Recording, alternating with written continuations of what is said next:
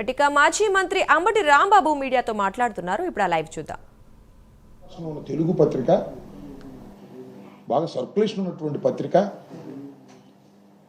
ఆ కిరణ్కి కాస్త బుద్ధి జ్ఞానం ఉండాలి కదా. అసలు ఏంటి ఈ సిగి ఒప్పందం ఏంటి, ఎప్పుడు చేసుకున్నారు?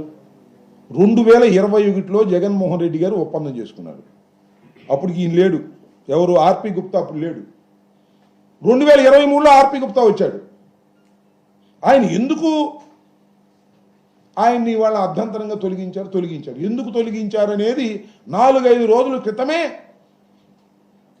మొత్తం నేషనల్ మీడియాలో వచ్చింది. న్యూఢిల్లీలో the central government abrupt termination of RP Gupta, chairman and managing director of the solar energy corporation of India, stems from serious irregularities involved Anil Ambani owned Reliance Power according to multiple sources అని ఇచ్చారు. ఏంటి, అనిల్ అంబానీ ఒక tender వేసేటప్పుడు falls సర్టిఫికెట్స్తో వేశాడనేటువంటి ఉద్దేశంతో అలాంటి serious ఎలిగేషన్స్తో ఈయన అబ్రప్ట్గా తొలగించారు. దాన్ని తీసుకొని జగన్మోహన్ రెడ్డి గారు చుట్టేసేయండి, కిరణ్ గారు కోపం ఉంది కదా అని. 2021లో సికి ఒప్పందం జరిగితే జగన్మోహన్ వైఎస్ఆర్ ఇది ప్రభుత్వానికి సోలార్ ఎనర్జీకి సంబంధించి 23లో వచ్చినటువంటి గుప్తా గారిని ఇవాళ అబ్రప్ట్గా తొలగిస్తే దానికి జగన్మోహన్ రెడ్డి గారి కారణం, జగన్మోహన్ రెడ్డి గారికే సన్మానం చేశారనేటువంటి తప్పుడు రాతలు రాయటానికి సిగ్గు ఎగ్గు ఉందా మీకని అడుగుతా ఉన్నా.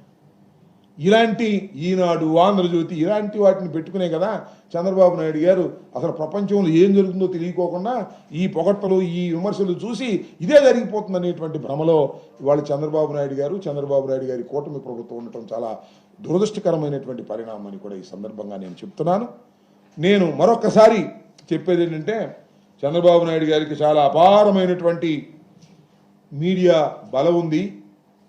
సమయం వచ్చినప్పుడు ఆ మీడియా బలం కూడా ఎందుకు పనికిరాదని నగ్న సత్యాన్ని తెలుసుకోవడానికి చంద్రబాబు నాయుడు గారికి కొద్దిగా టైం పట్టొచ్చేమో మరి నాకు తెలియదు. ఇవాళ చాలా దుర్మార్గమైనటువంటి రాజకీయాలు చేసి రాష్ట్రంలో అభివృద్ధి లేదు, రాష్ట్రంలో సంక్షేమం లేదు.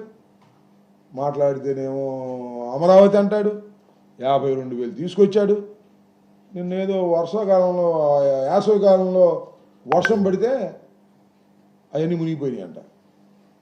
అలాంటి అమరావతిని నేను ఇప్పుడు చేస్తాడో ఏంటో వాటన్నింటినీ వదిలేసి జగన్మోహన్ రెడ్డి గారి రాజకీయ పార్టీని, వైఎస్ఆర్ కాంగ్రెస్ పార్టీని నలిపేద్దాం, పిసికేద్దాం, పొడిచేద్దాం అనుకుంటే అయ్యే పని కాదు.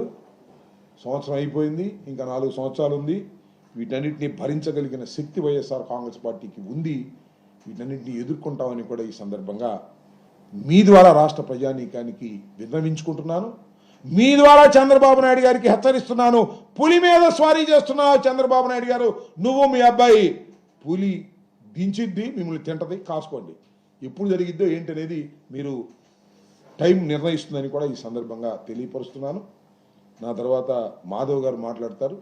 ఏదైనా ప్రశ్నలు అడిగితే 2 ప్రశ్నలు అడగండి, లేకపోతే మాధవ్ గారికి ఇస్తాను. ప్రభుత్వ న్యాయ సిద్ధార్థ 3,200 కోట్లు స్కామ్ జరిగిందని అఫిడవిట్ వేశాడు సుప్రీంకోర్టు. అందుకే బెయిల్ రాలేదంట. అంటే ప్రధానంగా అంటే ఇక్కడ 400 కోట్ల రూపాయలు గోల్డ్ కూడా ఉన్నారు జగన్మోహన్ రెడ్డి అని దాంట్లో అఫిడవిట్. ఇప్పుడు ఆర్గ్యుమెంట్స్ లేదా ఒక్క సాక్ష్యం చెప్పమని నాకు, గోల్డ్ కొన్నారు, అవి కొన్నారు, పక్కన పెడదాం. అసలు ఈ లిక్కర్ స్కామ్లో అసలు కంప్లైంట్ ఇచ్చింది ఎవరు? దారి పోటీ ఇప్పించారు.